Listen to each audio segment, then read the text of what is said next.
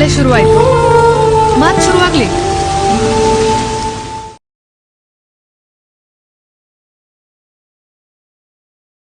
ನಮಸ್ಕಾರ ಕರ್ನಾಟಕ, ನಾನು ನಿಮ್ಮ ವಿಜಯ್. ಹೆಂಗಿದ್ರೆ ಎಲ್ಲರೂ ಸಖತ್ತಾಗಿದ್ದೀರ ಅನ್ಕೊತಾ ಇದ್ದೀನಿ, ಸೂಪರ್ ಆಗಿದ್ದೀರ ಅನ್ಕೊತಾ ಇದ್ದೀನಿ. ಮತ್ತೊಂದು ಹೊಸ ಲಾಗ್ಗೆ ಸ್ವಾಗತ, ಸುಸ್ವಾಗತ. ಇವತ್ತಿನ ಒಂದು ಪುಸ್ತಕ ಪರಿಚಯ ಯಾವುದು ಅನ್ನೋದಾದರೆ ಗಿರೀಶ್ ಕಾರ್ನಾಡ್ ಅವರ ಅದ್ಭುತವಾಗಿರತಕ್ಕಂತಹ ಫೇಮಸ್ ಆಗಿರತಕ್ಕಂತಹ ನಾಟಕ ಇದಾಗಿದೆ. ಯಾವುದಪ್ಪ ಅದನ್ನೋದಾದರೆ ಅಂಜು ಮಲ್ಲಿಗೆ. ಇತ್ತೀಚಿನ ದಿನಗಳಲ್ಲಿ ಒಂದೇ ಒಂದು ಡೈಲಾಗಿಂದ ಅತ್ಯಂತ ಸದ್ದು ಮಾಡುತ್ತಿರತಕ್ಕಂತಹ ಒಂದು ಪುಸ್ತಕ ಇದಾಗಿದೆ ಅಂತಲೇ ಹೇಳಬಹುದು.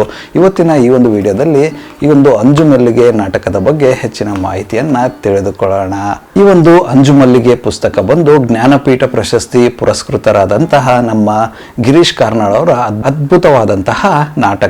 ಊರು ಬಿಟ್ಟು ವಿದೇಶಕ್ಕೆ ಹೋದ ಅಕ್ಕ ತಮ್ಮರ ಕತೆ ಇದಾಗಿದೆ. ನಾನು ಇದುವರೆಗೂ ಓದಿದಂತಹ ಒಂದು ವಿಭಿನ್ನವಾದಂತಹ ಪುಸ್ತಕ ಇದಾಗಿದೆ ಅಂತಲೇ ಹೇಳಬಹುದು. ಮೊದಲು ಓದುತ್ತಾ ಹೋದಂಗೆ ಇದೆಂತಹ ಪುಸ್ತಕ ಅನ್ನುವ ಹಾಗೆ ಅನಿಸಿತ್ತು.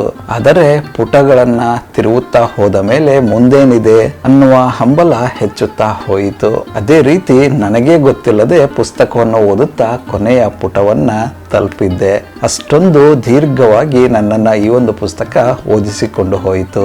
ನಾನು ಈ ಒಂದು ಪುಸ್ತಕವನ್ನ ಓದಲು ಪ್ರೇರಣೆಯಾಗಿದ್ದು ಇದರಲ್ಲಿ ಬರುವ ಅದ್ಭುತವಾದಂತಹ ಸಾಲುಗಳು. ಇತ್ತೀಚಿನ ದಿನಗಳಲ್ಲಿ ಅತ್ಯಂತ ಜನಪ್ರಿಯವಾಗಿ ಅತ್ಯಂತ ಹೆಚ್ಚಿನ ಜನರ ಮೆಚ್ಚುಗೆ ಪಡೆದಂತಹ ಸಾಲುಗಳು ಇದು ಅಂತ ಹೇಳಿದರೂ ಕೂಡ ತಪ್ಪಾಗಲಾರದು. ಯಾವುದಪ್ಪ ಅದನ್ನೋದಾದ್ರೆ ಈ ಒಂದು ಪುಸ್ತಕದಲ್ಲಿ ಬರತಕ್ಕಂತಹ ಅದ್ಭುತ ಸಾಲುಗಳು ಯಾವುದು ಅನ್ನೋದು ಆಲ್ರೆಡಿ ತಮ್ಮೆಲ್ಲರಿಗೂ ತಿಳಿದೇ ಇರೋಕ್ಕೆ ಸಾಧ್ಯನೇ ಇಲ್ಲ. ಯಾಕಂದರೆ ಅಷ್ಟೊಂದು ಫೇಮಸ್ ಆಗಿರತಕ್ಕಂತಹ ಸಾಲುಗಳು ಇದಾಗಿದೆ. ಯಾವುದಪ್ಪ ಅದು ಅನ್ನೋದಾದರೆ, ಮಲ್ಲಿಗೆ ಗಿಡ ಹೂ ಬಿಡದಿದ್ದರೆ ಏನು ಮಾಡ್ತಾರ ಗೊತ್ತದೇನ? ಅದನ್ನ ಬೇರು ಸಹಿತ ಅಗದ್ ತೆಗಿತಾರ, ಮಣ್ಣು ಒರೆಸಿ ಬಿಸಿಲಿಗೆ ಒಣಗಲಿಕ್ಕೆ ಹಾಕ್ತಾರ, ಸಾಯಿಸಿ ಬಿಡ್ತೇನೆ ಅಂತ ಹೆದರ್ಸ್ತಾರ, ಆಮೇಲೆ ಮತ್ತೆ ನೆಡ್ತಾರ, ಸಸಿ ಫಳಫಳ ಅಂತ ಹೂ ಬಿಡ್ತದ, ಹೆದರಿಕೆಗೆ ಹುಟ್ಟಿದ ಹೂವು ಪಾಪ ಅನಿಸ್ತದಲ್ಲ. ಈ ಒಂದು ಅದ್ಭುತವಾಗಿರ್ತಕ್ಕಂತಹ ಸಾಲುಗಳೇ ನನ್ನನ್ನು ಈ ಒಂದು ಪುಸ್ತಕವನ್ನು ಓದುವ ಹಾಗೆ ಮಾಡಿತು ಅಂತಲೇ ಹೇಳಬಹುದು. ಅಷ್ಟೊಂದು ಮನಸ್ಸಿಗೆ ಮುಟ್ಟಿದಂತಹ ಈ ಒಂದು ಸಾಲುಗಳು.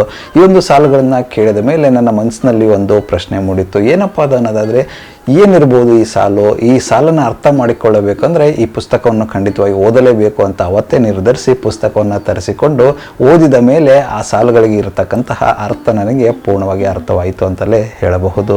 ನಾನು ಅವಾಗಲೇ ಹೇಳಿದಂಗೆ ಈ ಒಂದು ಸಾಲುಗಳೇ ನನ್ನನ್ನು ಈ ಒಂದು ಪುಸ್ತಕವನ್ನು ಓದುವಂತೆ ಮಾಡಿತ್ತು. ಓದಿದ ಮೇಲೆ ಮನಸ್ಸಿನಲ್ಲಿ ಅನೇಕ ರೀತಿಯ ಭಾವನೆಗಳು ಮೂಡಿದವು ಅಂದರೆ ತಪ್ಪಾಗಲಾರದು. ಏಕೆಂದರೆ ಈ ಪುಸ್ತಕದ ಕಥೆಯು ಕೊನೆಗೆ ನಮ್ಮನ್ನ ದೀರ್ಘವಾಗಿ ಯೋಚಿಸುವಂತೆ ಮಾಡುತ್ತದೆ. ಅಕ್ಕ ತಮ್ಮನ ನಡುವಿನ ಅದ್ಭುತ ಬಾಂಧವ್ಯ ಮತ್ತು ಅವರಿಗೆ ಅರಿವಿಲ್ಲದೆ ನಡೆದು ಹೋದ ಘಟನೆಗಳು ನಮ್ಮನ್ನ ಸ್ತಬ್ಧವಾಗಿಸುತ್ತವೆ ಅಂತಲೇ ಹೇಳಬಹುದು. ಪುಸ್ತಕದಲ್ಲಿ ಬರುವ ಪ್ರತಿಯೊಂದು ಪಾತ್ರವು ತನ್ನದೇ ಆದ ಛಾಪನ್ನ ಮೂಡಿಸುತ್ತದೆ ಮತ್ತು ತನ್ನ ವಿಭಿನ್ನತೆಯನ್ನ ತೋರಿಸುತ್ತದೆ. ಮಧ್ಯದಲ್ಲಿ ಒಮ್ಮೆ ಬೇಸರ ಅಂತ ಅನಿಸಿದರೂ ಒಮ್ಮೆ ಎಲ್ಲಾ ಪಾತ್ರಗಳ ಪರಿಚಯವಾದ ಮೇಲೆ ಓದುವ ಉತ್ಸಾಹ ಮತ್ತಷ್ಟು ಹೆಚ್ಚುತ್ತಾ ಹೋಗುತ್ತದೆ. ಕೊನೆಯ ಪುಟವನ್ನು ಮುಗಿಸಿದಾಗ ಮನಸ್ಸಿನಲ್ಲಿ ಅನೇಕ ಪ್ರಶ್ನೆಗಳು ಉಳಿಯುವುದು ಖಂಡಿತ. ಈ ನಾಟಕದಲ್ಲಿ ಭಾಷೆಯ ಸೊಗಡು, ಧರ್ಮ, ಶ್ರೀಮಂತಿಕೆ, ಸ್ನೇಹ ಮತ್ತು ಪ್ರೇಮ ಸಂಬಂಧಗಳ ಹಂದರವು ಓದುಗರನ್ನ ತುಂಬಾ ಸೆಳೆಯುತ್ತದೆ ಅಂತಲೂ ಹೇಳಬಹುದು. ಎಲ್ಲೋ ವಿದೇಶದಲ್ಲಿದ್ದರೂ ನಮ್ಮ ಭಾಷೆಯ ಸೊಗಡನ್ನ, ನಮ್ಮ ಊಟದ ರುಚಿಯನ್ನ ಬಿಡದೆ ತೋರಿಸುವ ರೀತಿ ನಿಜಕ್ಕೂ ಅದ್ಭುತ.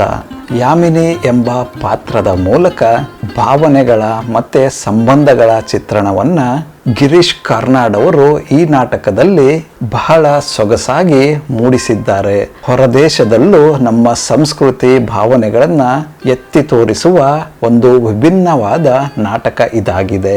ಯಾರೆಲ್ಲ ಈ ಒಂದು ಪುಸ್ತಕವನ್ನ ಓದಿಲ್ಲವೋ ತಪ್ಪದೆ ಹಿಂದೆ ತರಿಸಿಕೊಂಡು ಓದಿ, ಖಂಡಿತ ಇಷ್ಟ ಆಗತ್ತೆ. ಕನ್ನಡ ಪುಸ್ತಕವನ್ನ ಆದಷ್ಟು ಅಧಿಕೃತ ಮಳಿಗೆಗಳಲ್ಲಿ ತರಿಸೋದನ್ನು ಮಾತ್ರ ಮರೆಯೋಕ್ಕೆ ಹೋಗಬೇಡಿ. ಆನ್ಲೈನಲ್ಲೂ ತರಿಸಿದ್ರು ಕೂಡ ಯಾವುದಾದ್ರೂ ಅಧಿಕೃತ ಮಳಿಗೆಯವರು ಆನ್ಲೈನಲ್ಲಿ ಏನು ಸೇವೆ ಕೊಡ್ತಾ ಇದ್ದಾರೆ ಅವ್ರ ಹತ್ರ ಮಾತ್ರ ತರಿಸಿಕೊಳ್ಳಿ.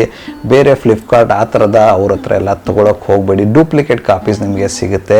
ಅದರಿಂದ ನಾವು ಲೇಖಕರಿಗೆ ಮಾಡುವಂತಹ ಅವಮಾನ ಅಂತಲೇ ಹೇಳಬಹುದು. ಈ ಒಂದು ವಿಡಿಯೋ ನಿಮ್ಗೆ ಏನಾದರೂ ಇಷ್ಟ ಆಗಿದ್ರೆ ದಯವಿಟ್ಟು ಲೈಕ್ ಮಾಡಿ, ಕಮೆಂಟ್ ಮಾಡಿ, ಶೇರ್ ಮಾಡಿ. ಚಾನಲ್ಗೆ ಏನಾದರೂ ಹೊಸದಾಗಿದ್ದರೆ ಸಬ್ಸ್ಕ್ರೈಬ್ ಮಾಡಿ, ಸಪೋರ್ಟ್ ಮಾಡಿ. ಇದೇ ರೀತಿಯ ಹೆಚ್ಚಿನ ಪುಸ್ತಕಗಳ ಪರಿಚಯ ನಿಮಗೆ ಈ ಒಂದು ಚಾನಲಲ್ಲಿ ಆಗ್ತಾ ಇರುತ್ತೆ. ಆದಷ್ಟು ಬೇಗ ಸಬ್ಸ್ಕ್ರೈಬ್ ಮಾಡ್ಕೊಳ್ಳಿ, ಸಪೋರ್ಟ್ ಮಾಡಿ. ಮತ್ತೆ ಸಿಗುವ ಮತ್ತೊಂದು ಹೊಸ ಪುಸ್ತಕ ಪರಿಚಯದೊಂದಿಗೆ. ಅಲ್ಲಿವರೆಗೂ ನಗ್ತಾ ಇರಿ, ನಗಿಸ್ತಾ ಇರಿ, ನಗ್ತಾ ಇರಿ. ಜೈ ಹಿಂದ್, ಜೈ ಕರ್ನಾಟಕ, ಒಂದೇ ಮಾತರ.